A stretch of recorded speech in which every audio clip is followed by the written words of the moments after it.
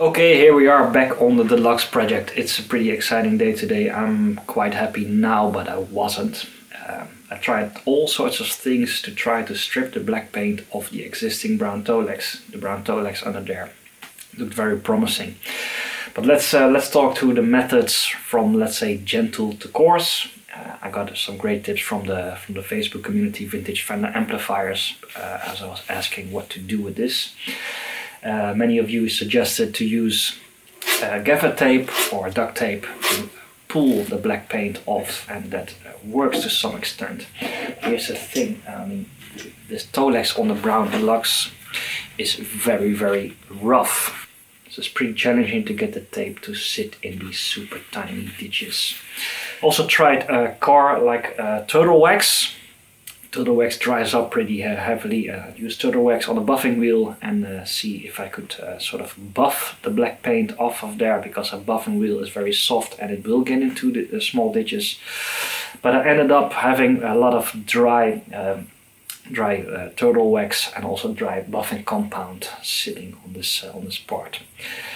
So then I went to paint stripper. I really didn't want to use paint stripper on this because paint stripper eats to everything. It eats to your clothing, but it also, of course, then eats to the toe legs. I mean, paint stripper is used for wood and is very, it does its work very well on metals and wood. But yeah, of course, the paint stripper is going to eat through your toe legs as well if you leave it on there for too long. So I did a bit of a bold move. I went outside and took a back panel and I used a pressure washer. And I pressure washed off the black paint of the existing brown toe legs. And the toe legs comes out very, very nice and undamaged. It seems to be very much intact. It's not wet either because the toe legs is very protective. Obviously, you have to start drying it up immediately. And, of course, I want to be as gentle as possible, but this is very, very promising. So I think this is our method. We are going to use a pressure washer and use water on our 60-year-old Fender Brownface Deluxe cabinet and pressure wash off the black paint. I think it's going to work. So I'm going to start.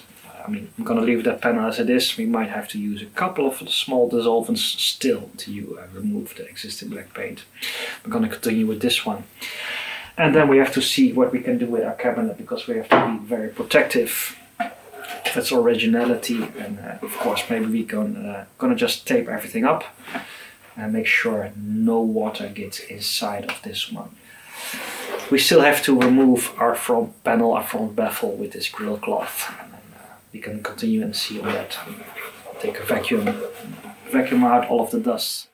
So yeah, that's where we stand now. I ordered the parts necessary to get the amp electronically solid. Meanwhile, we can slowly continue on our cabinet. Maybe the community is not going to like me very much using this method on this old cabinet, and to be honest, I am also a little bit fearful and on the fence using this method on the cabinet. But hey, who doesn't try, doesn't win. Let's try. So yeah, back panel number 2 with black paint on it and a few efforts on it already done, but yeah, with little success. Black paint still there, really deep down in the ditches.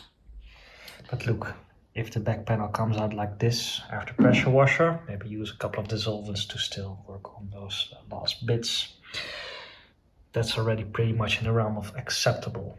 And yeah, that's definitely worth going for. Do I feel sorry doing this? Nope.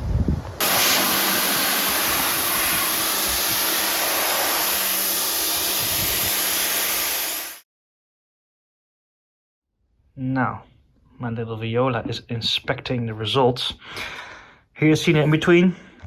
So we have our cabinet over here, and this is the up until now pressure washed. These are the pressure washed back panels. We'll use a couple of, as gentle as possible, dissolvents to finish off our work and see if we can clean off the remaining black paint, which is a little bit deeper down into the toe legs already. We'll see how far we can take it and then go from there. Right, on the cabinet I'm going to be more gentle, I think. Anyway, first we're going to remove these screws, and then we will loosen up the baffle, remove the baffle, so we can take off that hideous grill cloth. and continue our cleaning from there. I'm also gonna try to give the heat gun a chance to maybe start heating some stuff up from there. Maybe we can actually rip the black paint as a piece. See if that works. I tried and that doesn't work. There's too little separation between layers. Okay, this we are doing by hand because the machine doesn't fit there.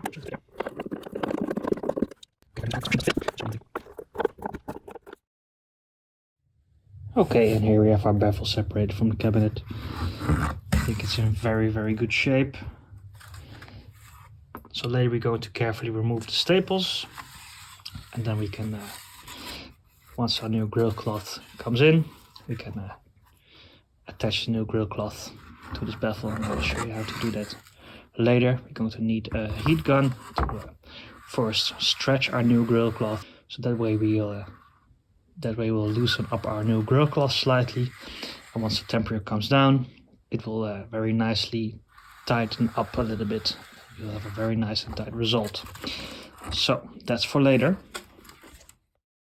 We can now take another look at our cabinet. I think I already got a little plan. Here you can see separation between colors. So that's our brown Tolex, and the paint only went up until there. It's still very dirty. I'm gonna vacuum that out in just a minute.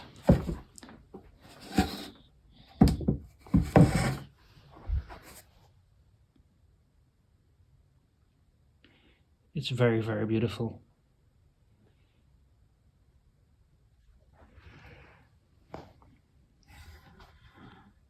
Was there maybe another tube chart over here? Or maybe the tube chart originally was there. Could also be the situation. Interesting. Okay, now here's the rock and roll plan. It's very scary, but I'm gonna tape everything up, I think, and use some plastic material. I'm gonna cover up the inside of the cabinet and make sure no water gets in there whatsoever, so we can pressure wash the outside only. We'll probably even leave some black paint, and because we want to be very careful with this stuff.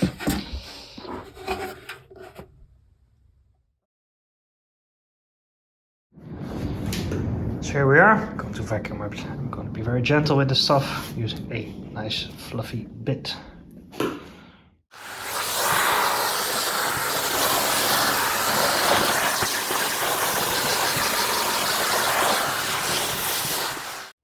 Right, that's pretty nice and clean. I'm gonna now tape this up and use some masking material to see if we can very nicely cover this up, so it will be ready for pressure washing. Yes, pressure washing. Yes, sweetie, I know we're gonna pressure wash this vintage amp. It's pretty cringing, I know. Okay, we're gonna tape the mast up. It looks like shit, but I'm pretty confident that no water is going to come near any uncovered wood. Let's do it. Right, it's now later today, and this is how the cabinet looks just now. I mean, it still looks like shit, obviously, but yeah, a lot of black paint came off with the pressure washer, and there's still a lot of black paint on. So in the end, what happened here probably was the following. This is the original location of the tube chart, and here's where it sits now. Probably when they were painting this black, they removed the original tube chart and later on sticked it back up there. Well, it's what it is.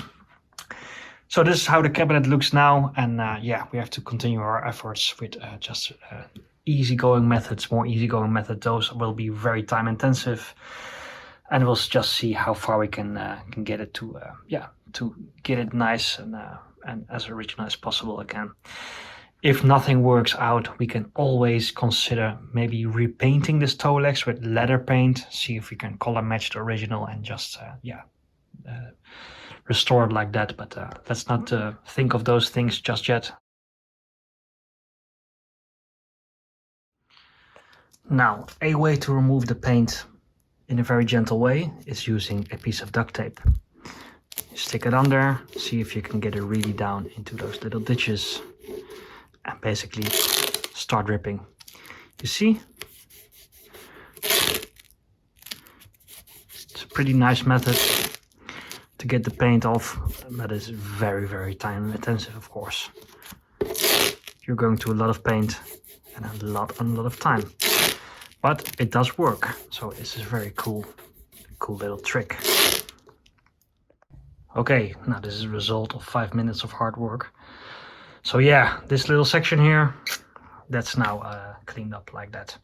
I also found another little trick, is heating up the tape a little bit once it's on there. Not too much because it's going to melt and just gonna just leave the glue on the amp. But then it will stick to the paint a little bit better, and then the ripping is, has a better result. Okay, to demonstrate again how long this is going to take, I'm going to take this section here and do our duct tape trick with heating up the tape and see what we can get.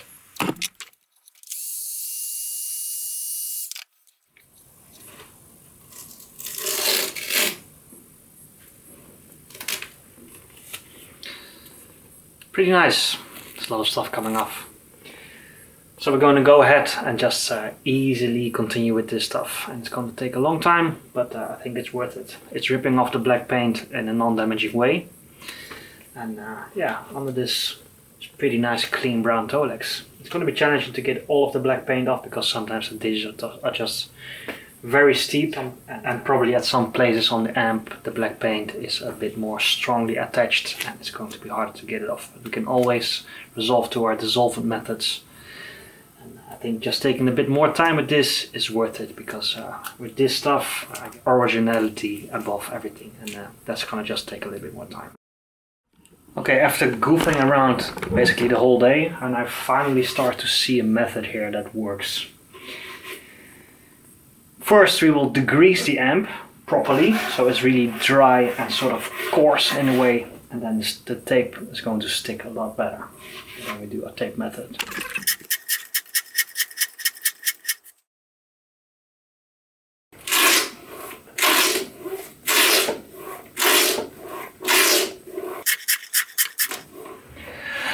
So at some point in time I started studying music, and then I imagined myself doing something really cool in the future. This is not it.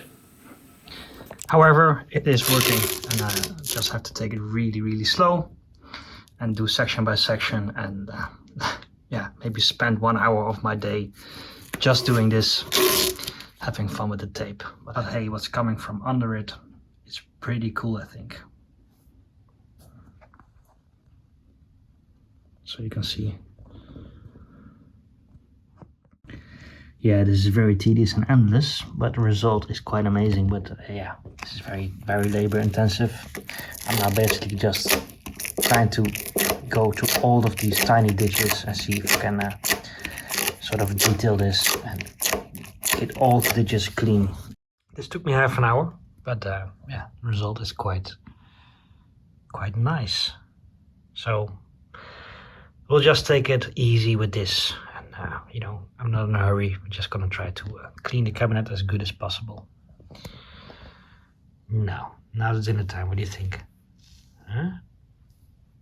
Yeah. Okay, it's now another evening, and Viola is helping me restoring our cabinet, or helping, or distracting me. But we're cracking on, and it's been going pretty well, I think. I mean, this is just a very long process, but yeah, we are just basically doing this endlessly, and yeah, the cabinet is slowly but surely becoming brown again. I wonder if we can actually get everything off. I mean, I think these are either is still like black paint residue. It could also be old dirt. So in the end, I think we have to be flexible with our ambitions. What do you think? Yeah, I think so. We have to be flexible with our ambitions, and probably the best we can get is it's going to just look like a dirty and used brown face, but we're gonna try to make it as nice as possible, of course. Yeah, shall we continue? Or are you going to break the back panels in half? Yeah, play with the tape. Okay, on with it. Okay, we're now going to do the grill cloth. Here we have some new grill cloth. It looks really yellow and really new and clean. We'll take care of that later. So yeah, I think the best plan is to just carefully remove the staples and use this grill cloth existing as a template to cut our new grill cloth. What we're going to do is then heat our new grill cloth. Yeah, hi Viola. Yeah. What we're then going to do is to heat our new grill cloth, and then it's going to be a little bit more flexible. Then we're going to attach it to our baffle with new staples. And then when the temperature comes down, it's going to tighten up nicely and it's going to be a really nice fit. We also have to see if we're going to do the aging of our grill cloth, maybe with the grill cloth not yet attached, because our baffle is in a very nice shape. If you're going to make things dirty, that's not a really nice practice. Anyway, let's first start with removing the staples. Okay, I think we now removed all of the staples. There weren't that many, so I've seen worse. It's funny to notice that, yeah, I think these are maybe original Fender staple marks. These are probably the original Fender ones. I don't know. Okay, we've got a nice clean baffle. It's in a very good shape, so we're going to be very careful with attaching our new grill cloth. Not using too many staples. I guess there's a few left.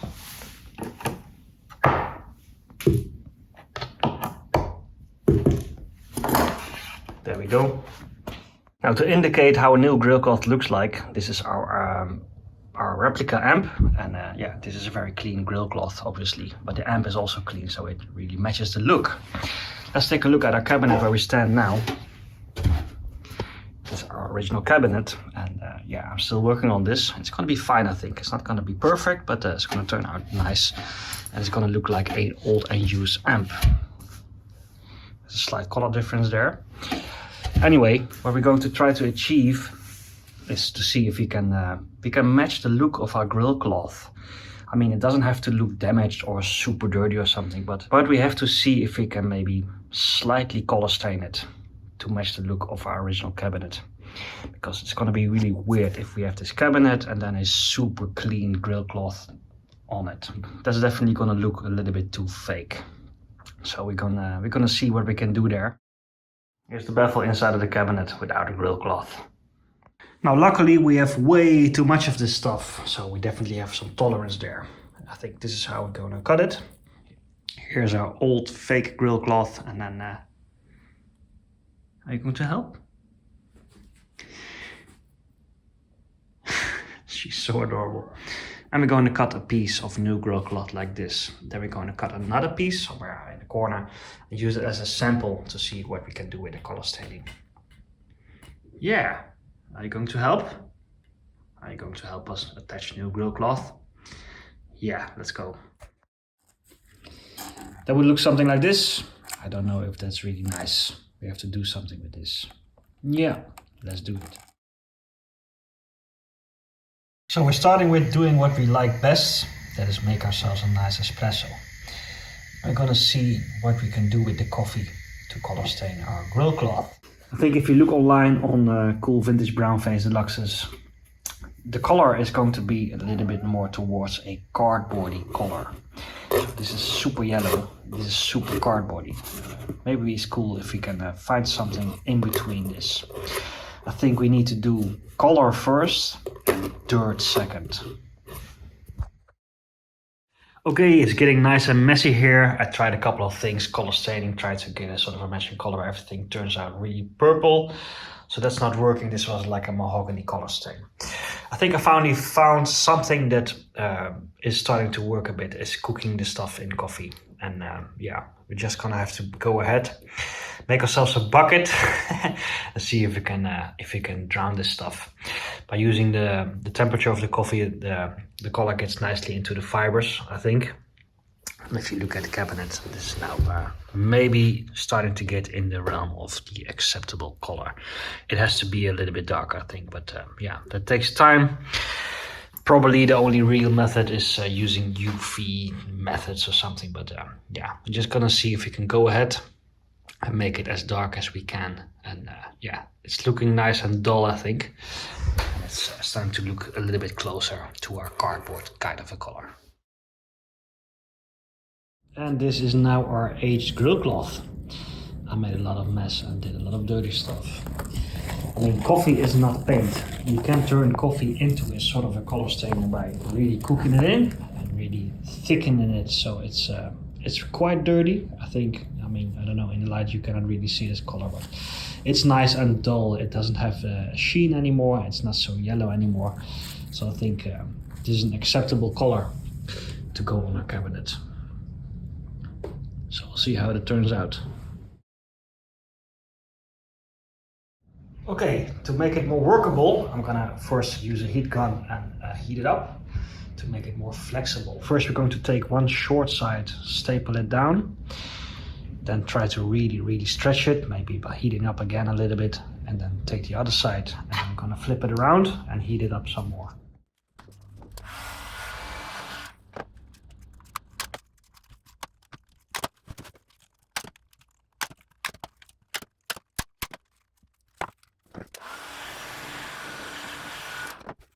We're now basically aiming for is to get this really straight.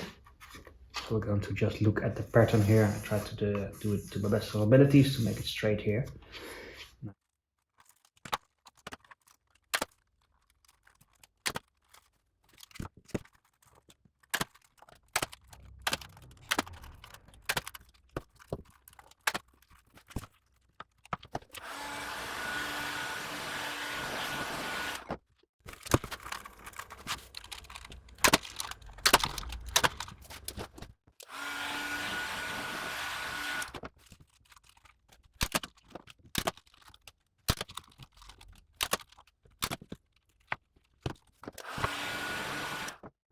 It would look something like this. I'm not entirely satisfied just yet. I think I'm gonna loosen up a few staples and tighten it up again, heat it up again, but all in all, I think it's gonna come around. Now some might say things like, oh, that doesn't look too shabby. Well, this does look really shabby, I think, and I think it looks cool. Maybe we should even leave the cabinet as well like this. It's pretty rock and roll. No, I'm just joking. We're going to continue with this, but I'm just doing a test fit to see how it looks. It looks pretty cool, I think. Oh yeah, decision-making turmoil once again. Now the question is, to what extent are we going to continue cleaning up this cabinet? Because of course I was impatient and I assembled the amp and I play it for a while already now. In another video you can see that it sounds pretty glorious. We did a fire test and a sound check and the biasing of this amp. It functions really well now, so it's safe and sound. But hey, if you're going to continue cleaning up our cabinet, all the sections that are successful, it's going to turn out somewhat more or less like that. If you're going to continue cleaning it up, there's no way back.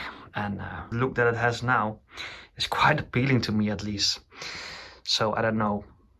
Maybe we should conclude this series and call our restoration finished for the time being. At a later point in time, reconsider cleaning it up further. And for now, give this amp what it deserves. And that is studio time, recording time, and live action. I think it's pretty cool. I'm pretty pleased with the result, though it's not perfect. That was to be taken into account in the first place. But the look and the vibe it has now, and from a technical perspective, I'm pretty pleased how it is now.